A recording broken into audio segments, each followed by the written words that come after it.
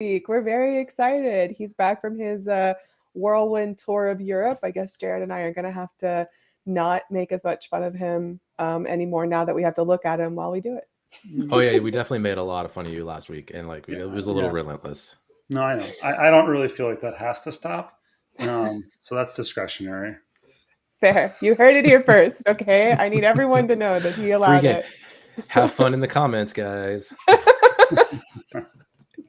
Some people may have some ammunition from Dead of Europe, twice. So there's got to be something in there that they can poke fun at me for. Surely. Cool. We can get it started for sure. Oh yeah, we can open up that gate easily. We got a couple in the barrel at all times.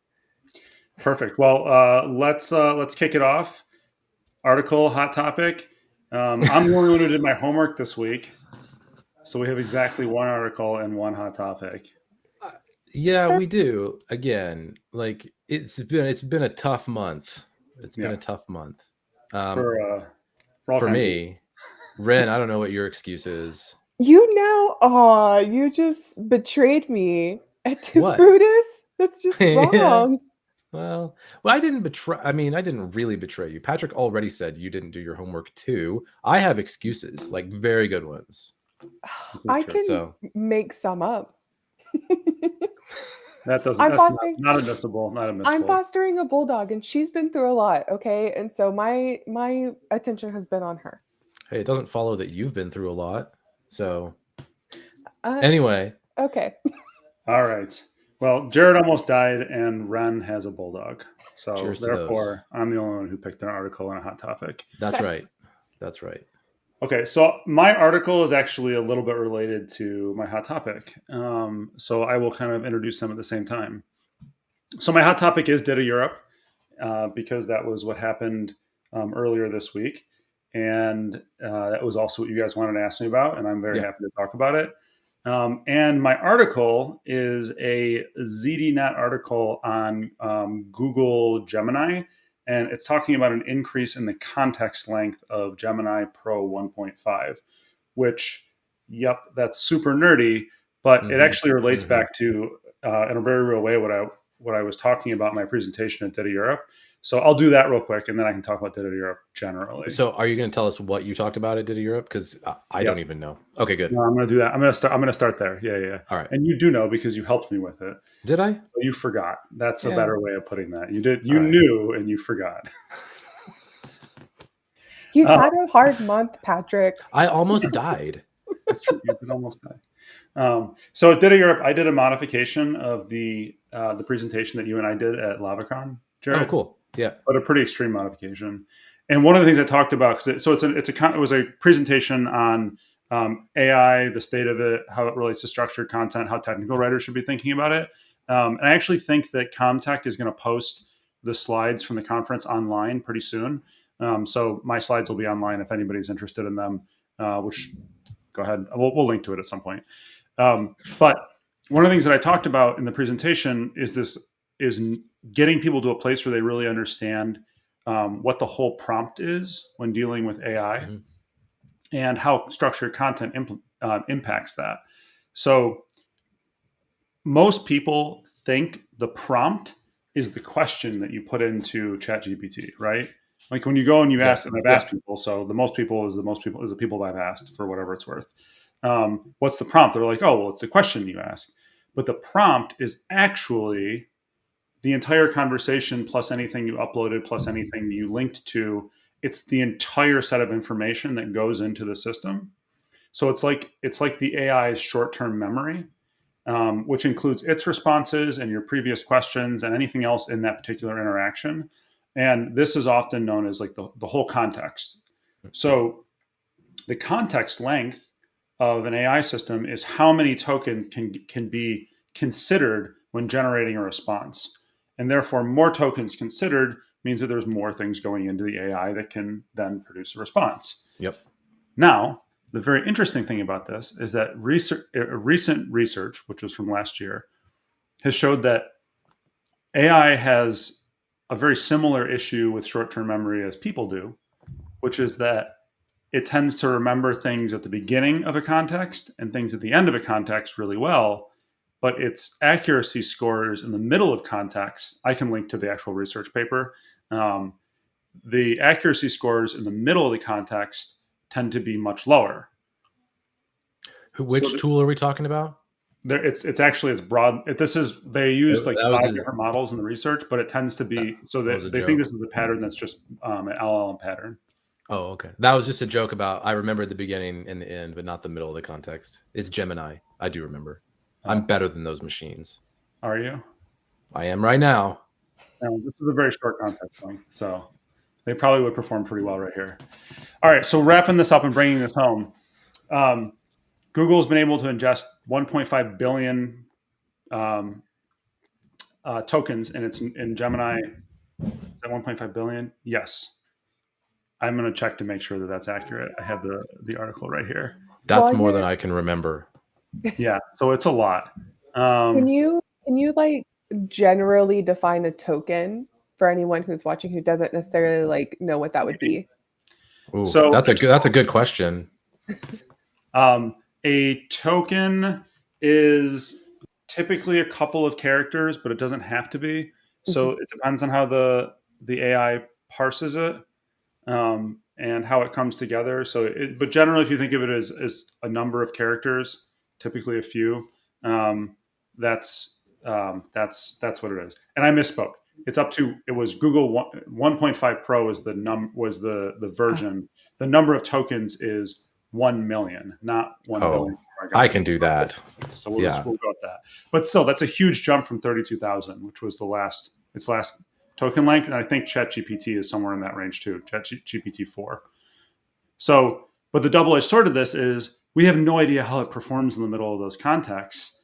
And therefore, this may or may not be all that useful as it relates to people putting content into these things. So that's the totality of my little piece of my hot topic and my article. Sweet.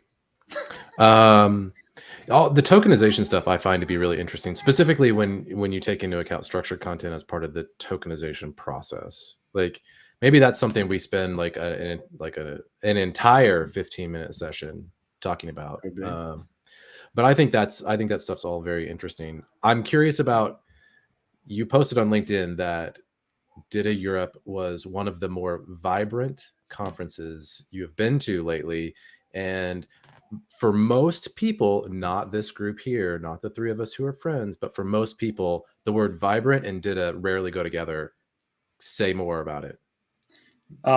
So there's no doubt that in probably the last 4 or 5 years, the DITA conferences have felt, less energetic. Now, granted, the TechCom conferences, some of them have also felt that way. Jack at Labaton does a good job of injecting some energy into that. This isn't a rule that holds true all over the place. But I think DITA Europe is the only conference remaining that actually has DITA in the title outside of like some TechCom, like smaller TechCom conferences. Historically, DITA Europe was not that big. Like I want to say it was sub 100 people, like in the 60, 70-ish range annually. It was like 200 people this year. That's a substantial conference, especially for such a niche space that we're in. Like that's a big conference. It was 200 people that were willing to fly to Helsinki in February.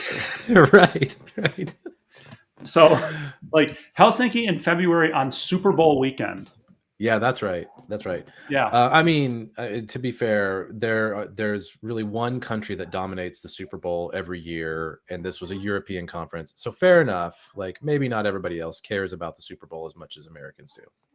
Well, maybe they should. I don't know about that.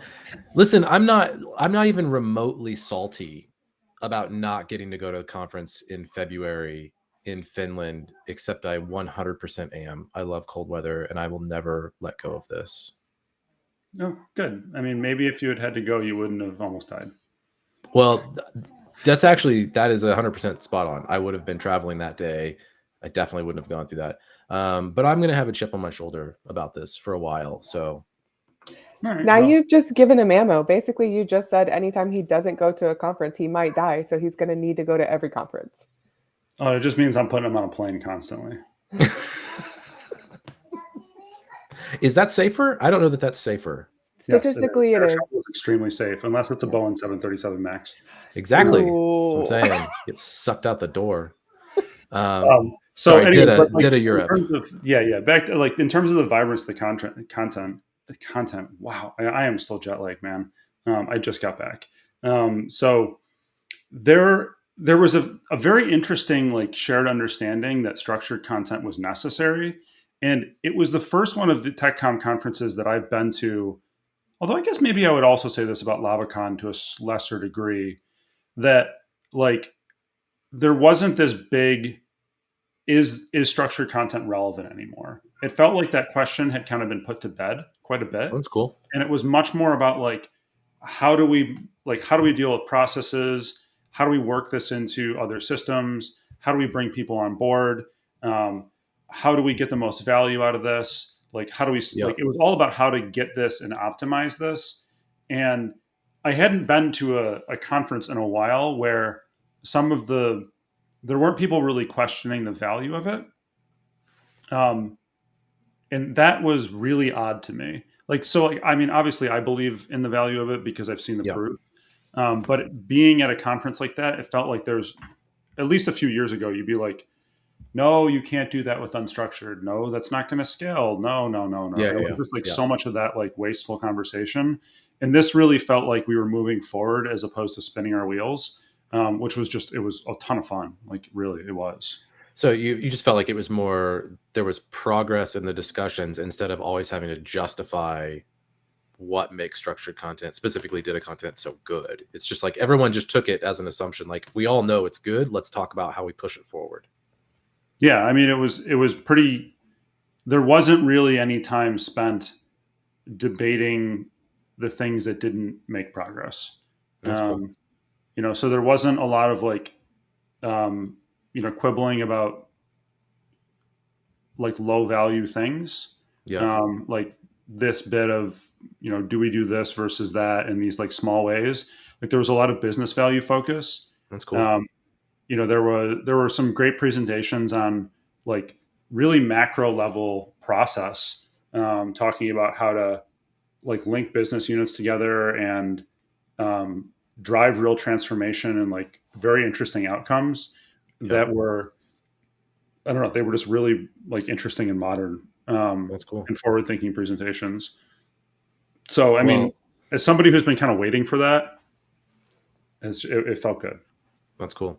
I mean, hats off to Dawn and the rest of the Comtech team for sticking with this conference. Like I know when COVID hit, there was like a need to reduce because people aren't traveling anymore.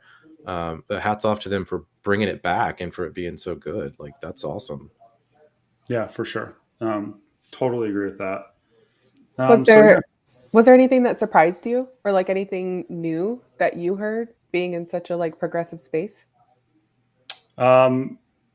the number of people that came to my talk, no.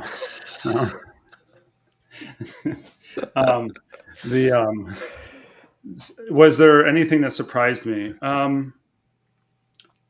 There was a much higher basic understanding in the room that I never see before. That's cool. Very cool. There was so little what is this, where even like if you go back in the data conferences when I would say, so go back like pre-COVID a few years where the data conferences were still pretty roaring, and there was a lot of like, wait, what is this? Even at that show, I didn't really see any of that, which was really cool. There was a lot of AI there, and I think AI is part of the reason that people have kind of like started to recognize what's going on here. And I think there was like really practical conversation about AI too. That's cool. So it wasn't. So like, I'll give you an example out of my presentation because it's what I remember best. Like one of the things, the questions that I've been trying to answer going into this is like, how do you really bring like ontology level semantics into AI? And so before my presentation, I made the decision that I was going to decide if I could actually do this. And it ended up taking me more time than I expected to get like a really simple example of this working. But I was able to get ChatGPT on, like an untrained basis to leverage terminology out of a taxonomy. So effectively, it's like it's using an ontology, basically, right? And as in its response on an answer, it was more challenging than I thought it was going to be, which was an interesting point, and I think something that people need to have a little more awareness of. But it also did work, and this to me had been one of the things where like there was a lot of people saying this will work, but there hadn't been a lot of proof, and being able to get to a place where I was like, okay, no, it like proof of concept, this works. That was really cool for me. And there was more stuff like that. Like obviously, I'm not the only person who did something like that at this conference, but there was stuff that was more along those lines where it was like, okay, no, this genuinely works. Like this isn't pie in the sky stuff. Like we can do these things, we can build these processes, and like they deliver business value. And with all the stuff on LinkedIn today, like there's I don't know, like I guess I was like hungry for something that like felt like it actually had some meat on it. Yep. No, that's cool.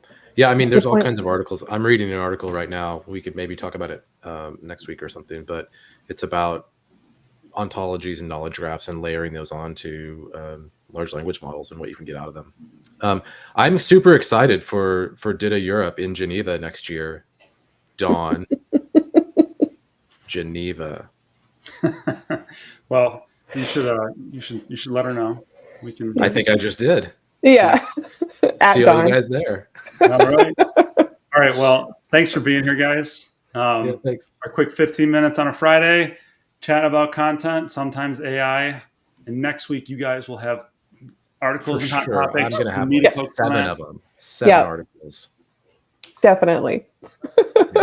Thanks, guys.